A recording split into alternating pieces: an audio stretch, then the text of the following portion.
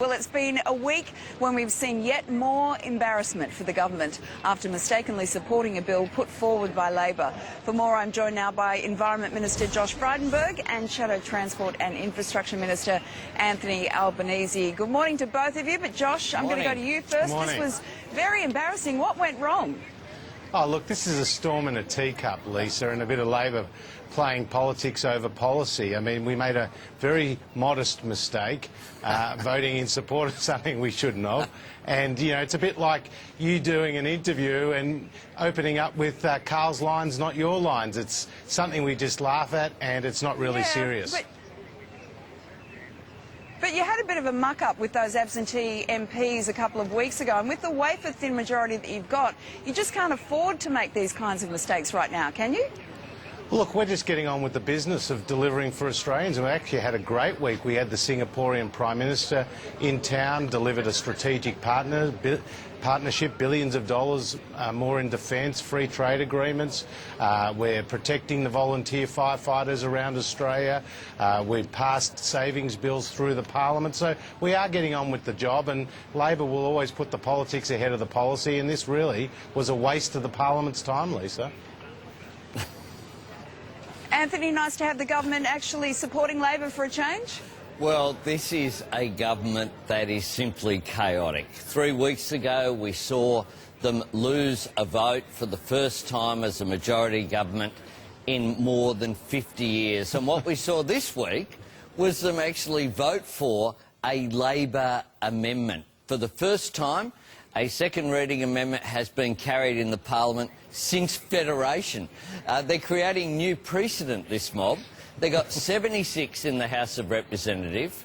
They said that they had a working majority. What's clear is that they don't have a working majority. They are so internally divided that they've forgotten about everyone on our side of the House because they're too worried looking behind them at the Abbott forces who are marshalling against the Turnbull government that is diminishing before our very eyes. But Anthony, isn't the irony here is that while this was a mistake, Labor is deliberately trying to bring Parliament to a standstill right now? We're not at all. And Australians are going to get fed up with both of you. Well, we're not at all. We're busy putting forward a positive agenda. What's extraordinary is that the government don't have an agenda.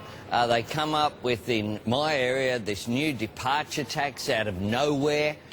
They said they then wanted to rush it through but didn't even bother to bring it on for debate. You have the issue of the marriage equality, where a majority of the Parliament support marriage equality, but we can't get it because of a deal between Malcolm Turnbull and Tony Abbott. Tony Abbott's supporters, or former supporters, who ratted on him as a condition of Malcolm Turnbull taking the position in the Lodge. I think what Australians are saying to themselves is, what is the point of Malcolm Turnbull? He took over from Tony Abbott. We see Malcolm Turnbull, but we hear Tony Abbott. We have the same policies, and we don't have an agenda. We have these slogans, jobs and growth, but nothing beneath it. And I think Australians are seeing that. A second-rate NBN, an education policy, a tax on Medicare. Keep running those lines, Albo. Keep running them, mate. It's just, it's hopeless. All right. They are hopeless. Let's move on to another subject that hasn't actually moved on, and that's same-sex marriage. And while it may have been rejected, the issue is going absolutely nowhere. Josh, why is the Prime Minister so against a free vote on this? This is a man who, before he became the Prime Minister of this country, was very pro same-sex marriage.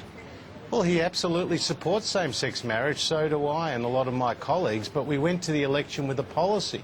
And that policy was to have a plebiscite and to allow people to have their say. And, you know, Lisa, Bill Shorten supported But it's a non-binding plebiscite. Even if the Australian public support this, you haven't guaranteed that it will hold, that it will actually go anywhere. So what is the point of spending $200 million on a plebiscite that goes nowhere? Lisa, I think it's very clear that this plebiscite, if it's successful and the majority of the Australian people vote in favour, then it will become law. And that's where the polls indicate. And so the question for the Labor Party is, do they want same-sex marriage to become legal in Australia? And if they do, the surest way, the fastest way for that to happen is through the plebiscite. Look, they're still going on a victory lap after the last election, even though they lost, and it's a bit rich for Albo to talk about leadership issues. I mean, he's got the baton in his saddlebag. He's the people's choice. He's the one that Bill Shorten's looking over his shoulder at. And, you know, the Labor Party should stop politicking, and if they're serious about same-sex marriage, just get on and support the plebiscite, and before we know it, same-sex marriage will be legal in Australia. All right. Okay. Unfortunately, Albo, I am going to have to leave it there. But Well, you did get a good run this morning. You're Gentlemen, right. thanks The so point much of the for joining plebiscite us. is I'm that gonna we'll still go have to have a break. parliamentary vote. Why not just get to it? Okay. All right. You did get the last word, so that's probably a good thing. Enjoy the Gold Fair Coast. to everyone. Thanks Your, a lot, you guys. your colleagues who've Thank been you. left Have a great behind are weekend, very guys. cranky with you. Oh, okay. Thank you. I'll pass it on to the boss. See you, Lisa. Over to you, Richard. Bye, Albo. Now, you know what? You know who's coming down to join us? It's a shame Albo couldn't be here on the beach with us. Well, we'd love Albo here Yeah. and his boardies and all Yeah, that sort of yeah. thing. But look, if you can't have Albo, who are you going to get? Sam Neill, I've always said that. Get out of town. Sam Neill, one of the great actors in the world, is coming down to join us very I shortly. hope here he's on the bringing show. some of his 2 Paddocks Pinot Noir as well. That's beautiful, isn't It's, it? yeah, really nice. made in Otago. And the fanciest, the fanciest feline in the Sunshine State, Sir Winston Smashface, joins us with a furry big announcement. That's all coming up live and dangerous from the Gold Coast. Get into it, people, or not. I got my skates on, laced.